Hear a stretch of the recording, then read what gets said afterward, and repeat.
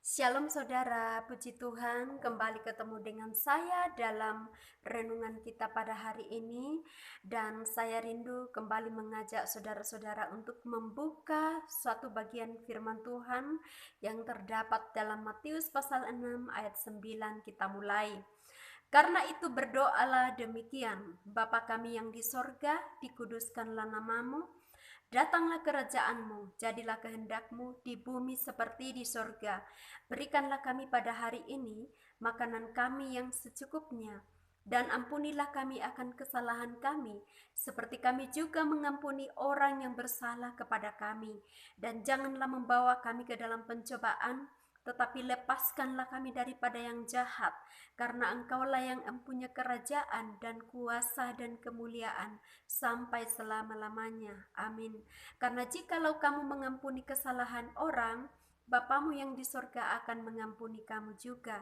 Tetapi jikalau kamu tidak mengampuni orang, Bapamu juga tidak akan mengampuni kesalahanmu. Amin.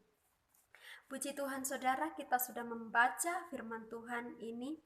Nah, dalam pembacaan yang kita sudah baca ini bagaimana Tuhan Yesus memberikan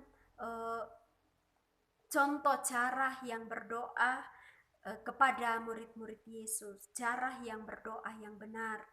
Saudara, Tuhan Yesus mengatakan kepada murid-muridnya bahwa bukan dengan banyaknya kata-kata doa kitalah yang menentukan Tuhan mendengar atau tidak, tetapi sikap hatilah yang menentukan doa kita itu didengar oleh Tuhan atau tidak.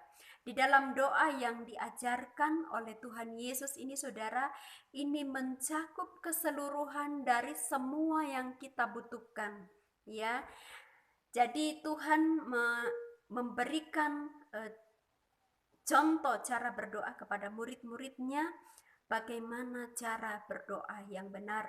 Lalu kita memperhatikan di ayat yang ke-12, dan ampunilah kami akan kesalahan kami seperti kami juga mengampuni orang yang bersalah kepada kami.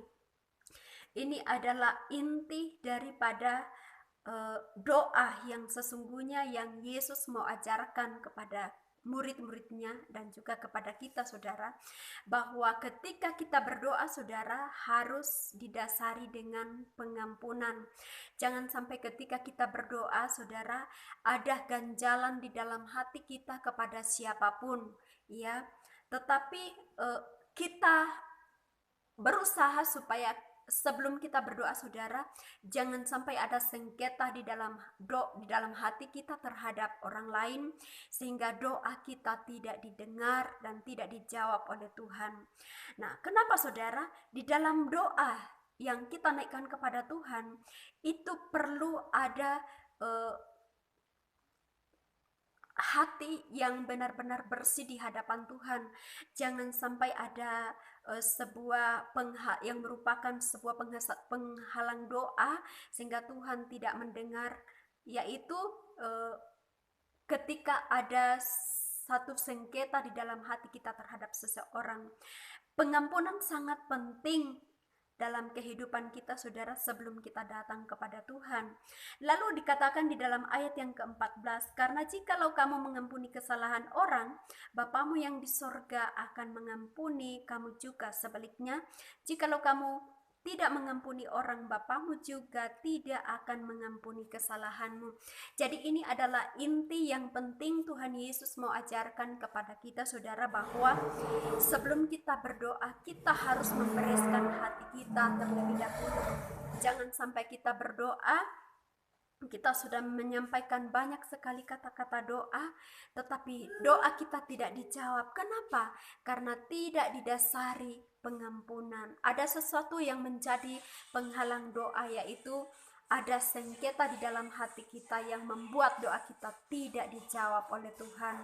Karena itu saudara-saudara, mari saya mengajak kita semua untuk sebelum kita datang kepada Tuhan, jika ada sesuatu yang menjadi penghalang di dalam hatimu, ada semacam sengketa di dalam hatimu terhadap seseorang, bereskan terlebih dahulu saudara sebelum kita datang kepada Tuhan, supaya doa-doa kita didengar oleh Tuhan saudara. Ya, sekali lagi saya mau katakan bahwa doa yang didengar oleh Tuhan bukan bagaimana kita berdoa dengan begitu banyaknya kata-kata doa yang kita ucapkan, atau bagaimana indahnya kata-kata doa yang kita naikkan.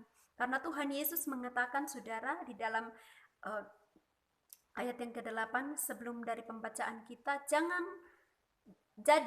kamu seperti mereka, karena Bapamu mengetahui apa yang kamu perlukan sebelum kamu meminta kepadanya. Jadi saudara, Tuhan Yesus mengetahui apa yang kita inginkan, apa yang kita ingin minta sebelum kita meminta kepadanya. Intinya adalah sebelum kita datang berdoa kepada Tuhan, kita harus membereskan hati kita terlebih dahulu saudara. Jangan sampai ada ganjalan-ganjalan di hati kita terhadap saudara-saudara kita, terhadap siapapun. Mari kita bereskan, mari kita lakukan itu di dalam diri kita. Kita harus melepaskan pengampunan, supaya setiap apa yang kita naikkan kepada Tuhan, apa yang kita minta, Tuhan beri. Dan saya yakin saudara bahwa tidak ada doa yang tidak dijawab oleh Tuhan. Persoalannya adalah, sudahkah kita berdoa dengan cara yang benar? Karena itu mari kita belajar bersama-sama. Demikian firman Tuhan saudara, dan Tuhan Yesus memberkati kita. Mari kita berdoa. Kami sungguh bersyukur untuk firman-Mu yang kembali datang meneguhkan kami untuk belajar melepaskan pengampunan dari hati kami sebelum kami datang kepadamu. Karena itu kuatkan kami, kuasai kami Roh Kudus, supaya kami tetap mampu melakukan dan menghidupi firman-Mu ini. Berkati setiap anak-anak-Mu yang sudah mengambil bagian dalam renungan ini. Demi nama Yesus Tuhan kami berdoa. Haleluya. Amin. Nah, demikian renungan kita saudara. Jangan lupa untuk di like, comment, and subscribe saudara, agar saya juga semangat terus untuk membagikan kesaksian saya kepada saudara-saudara sekalian.